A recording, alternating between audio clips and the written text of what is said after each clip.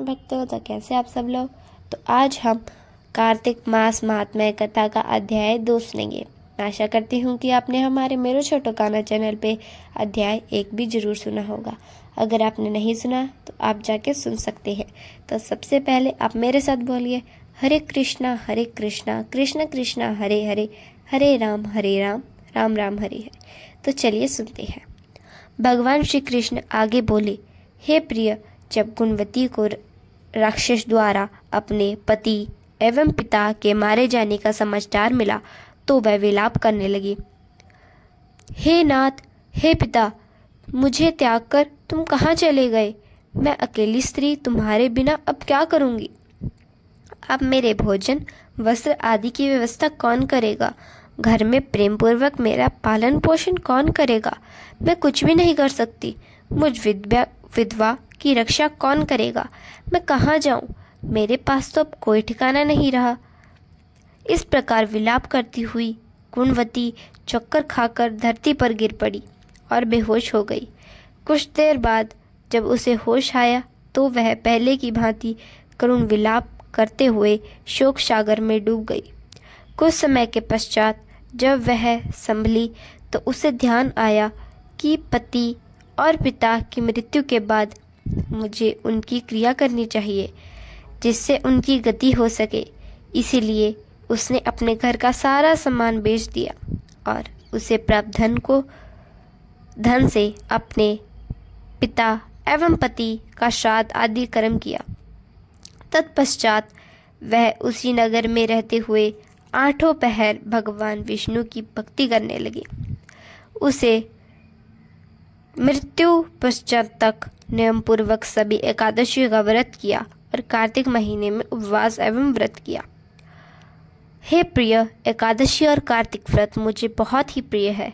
इससे मुक्ति, भुक्ति, पुत्र तथा संपत्ति प्राप्त होती है। कार्तिक मास में जब तुला राशि पर सूर्य आता है तब ब्रह्म मुहूर्त में उठकर स्नान करने एवं व्रत व उपवास करने वाले मनुष्य मुझे बहुत प्रिय हैं, क्योंकि यदि उन्होंने पाप भी किए हों तो भी स्नान एवं व्रत के प्रभाव से उन्हें मोक्ष प्राप्त हो जाता है। कार्तिक में स्नान, जागरण, दीपदान तथा तुलसी के पौधे की रक्षा करने वाले मनुष्य साक्षात भगवान विष्णु के समान है। कार्तिक मास में मंदिर में झाड़ू लगाने वाले, स्वास्तिक बनाने वाले तथा भगवान विष्णु की पूजा करने वाले मनुष्य जन्म मरण के चक्र से छुटकारा पा जाते हैं। यह सुनकर गुणवती भी प्रतिवर्ष श्रद्धा पूर्वक कार्तिक मास का व्रत और भगवान विष्णु की पूजा करने लगी। हे प्रिय, एक बार उसे ज्वर हो गया और वह बहुत कमजोर भी हो गई।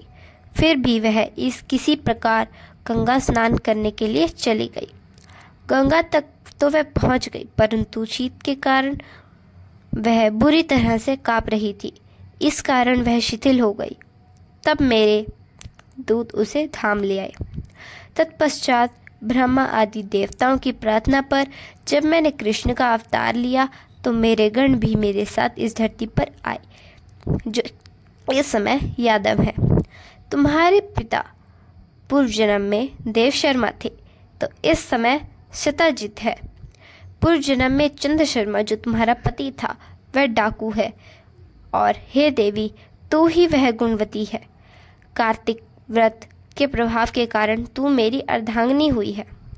पूर्व जन्म में तुमने मेरे मंदिर के द्वार पर तुलसी का पौधा लगाया था। इस समय वह तेरे महलों के आंगन में कल्प वृक्ष के रूप में विद्यमान है। उस जन्म में जो तूने दीपदान किए थे उसी कारण तुम्हारी देह इतनी सुंदर है और तुम्हारे घर में साक्षात लक्ष्मी का वास है। चूंकि तुमने पूर्व जन्म में अपने सभी व्रतों का फल पति स्वरूप विष्णु को अर्पित किया, उसी के प्रभाव से इस जन्म में तुम मेरी प्रिय पत्नी हो। पूर्व जन्म में तुमने नियम पूर्वक जो कार्तिक मास का व्रत किया था उसी के कारण मेरा और तुम्हारा भी कभी वियोग नहीं होगा। इस प्रकार कार्तिक मास में व्रत आदि करने वाले मनुष्य मुझे तुम्हारे समान प्रिय हैं। दूसरे जब तब यज्ञ, दान आदि करने से प्राप्त फल कार्तिक मास में किए गए व्रत के फल से बहुत थोड़ा है। अर्थात कार्तिक मास के व्रतों का 16वां भाग भी नहीं होता। इस प्रकार सत्यभामा भगवान श्री कृष्ण के मुख से अपने पूर्वजन्म का पुण्य का प्रभाव सुनकर बहुत प्रसन्न हुई। हरे कृष्णा हरे राम।